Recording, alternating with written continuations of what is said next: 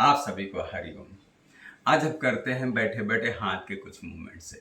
अक्सर हाथ पैर तो हमें हिलाते रहना चाहिए जब भी हम बैठें या कुछ करें। इसके लिए कोई विशेष समय ही हो, योग करने बैठे तभी हाथ पैर हिलाएं, ऐसा कुछ नहीं है। जब भी आपको लगता है समय, आप चटाई डालिए, मैट डालिए, नीचे बैठ जाइएगा और उसके बाद अपने हाथ पैरों को हिलाना शुरू करें। तो आज हम हाथ के कुछ मूवमेंट्स करते हैं, बहुत सरल। इसमें कुछ विशेष ऐसा है नहीं कि आपको मैं सिखाऊं तो आप ये सब चीज़ें आप करते रहते हैं। लेकिन हाँ, इन पर जब आप ध्यान केंद्रित करते हैं और सांसों के साथ करते हैं तो फिर योग के ये मूवमेंट्स बन जाते हैं, योग की क्रियाएं बन जाती हैं। तो चलिए हम हाथ के लिए सबसे पहले लेते हैं, अपने दोनों हाथ की उंगलियों को मिला लीजिएगा, इस तरह फंसा लीजिएगा और इस तरह कलाई के लिए आपके हाथ की जो ताकत है वो कलाई से होती है। तो कलाई को थोड़ा सा ऐसे करते चलें, मोड़ते चलें और थोड़ा सा धीरे धीरे हाथ को भी ऊपर उठाते चलें। इससे हाथ के अंदर का जो रक्त वह नीचे की ओर आता है। फिर धीरे धीरे हाथ नीचे लाएंगे तो वह रक्त जो भाग गया था शरीर के अंदर दूसरी तरफ गया था वह फिर से नीचे आ जाता है। तो इस तरह हाथ के अंदर जो रक्त का प्रवाह बार बार आना जाना होता है, इससे हाथ के मांसपेशियों के दर्द, अंदर नसों की दर्द धीरे धीरे दूर हो जाते हैं। तो ये करना जरूरी है। ऐसे ही आप ट्विस्ट कर लीजिएगा। पहले आपने ऐसे किया था, अब इसको ट्विस्ट कर लीजिएगा, थोड़ा थोड़ा ऊपर खींचिएगा धीरे धीरे। ये हाथ की मांसपेशियों का एक्टिवेशन हो जाता है, उनमें हलचल होती है। जहाँ हलचल होगी वहाँ रक्त प्रवाह अच्छा होगा, रक्त प्रवाह अच्छा होगा तो फिर आपके हाथ का दर्द भी धीरे धीरे दूर होने लगता है। हाथों की उंगलियाँ देखिए, उंगलियों के टिप्स जो होते हैं इनको धीरे धीरे ऐसे एक दूसरे से टकराइएगा, डैश कीजिएगा। इसके लिए हाथों के उंगलियों के नाखून कटे हों, नेल्स छोटे हों। जिनके नेल्स बड़े हैं उनके लिए तो बड़ी मुश्किल है बाबा, कैसे करेंगे वो। तो आप अपनी उंगलियों के नेल्स काट के रखिएगा। वैसे भी स्वास्थ्य की दृष्टि से उंगलियों में नाखून जो है वो कटे हुए होने चाहिए या छोटे से छोटे होने चाहिए।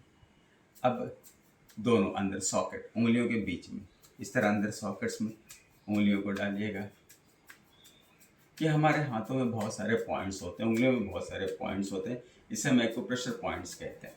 तो कहीं ना कहीं इस तरह मूवमेंट्स करने से कई एक्यूप्रेशर पॉइंट्स प्रेस होते हैं और उसका हमें अनजाने में लाभ होना शुरू हो जाता है।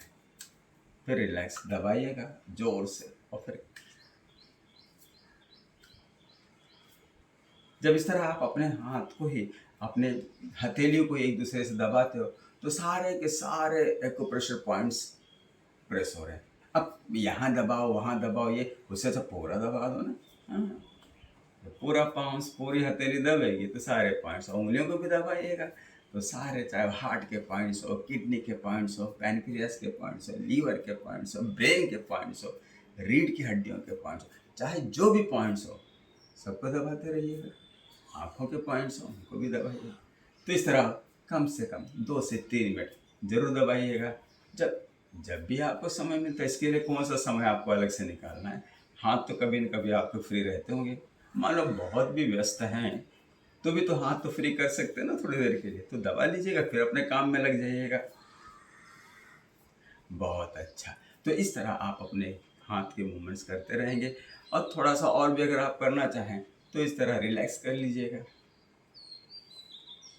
एकदम ढीला कर दीजिएगा हाथ अपना और कोहनियों से रिलैक्स कीजिएगा, मोड़िए फिर रिलैक्स। अच्छा, एक एक कर लीजिएगा। अच्छा लग रहा है? अच्छा तो लगेगा ही। जब आपको अपना हाथ पैर हिलाना है तो क्यों नहीं अच्छा लगेगा। अपने स्वास्थ्य के लिए खुद हमें ही करना पड़ता है। हम दूसरे के हाथ पैर हिला के हम सोचें कि हम स्वस्थ हो जाएं, थोड़ी ना ऐसा होता है। तो अपने ही हाथ पैर हिलाइएगा, वाइब्रेशन कर लीजिएगा। हाथ इस तरह उंगली रखिएगा ज्ञान मुद्रा में और इस तरह अपने हाथ के मसल्स को हिलाइएगा। देखिए वाइब्रेशन, ये दिखने में तो बड़ा आसान है लेकिन जैसे जैसे आप करते जाएंगे आपकी मांसपेशियां हाथ की ढीली होती जाएंगी। जब मांसपेशियां ढीली होती है ना तो वहाँ का रक्त प्रवाह यानी ब्लड सर्कुलेशन अच्छा होता है। जब ब्लड सर्कुलेशन अच्छा होता है तो वहाँ का दर्द गायब हो जाता है।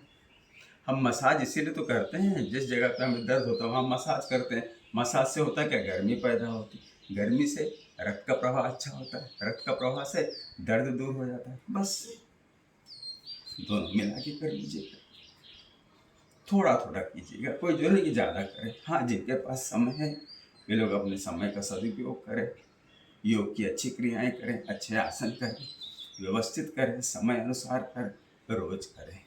लेकिन हाँ, अपने शरीर को स्वस्थ रखने के रोज कुछ ना कुछ जरूर करते रहिएगा।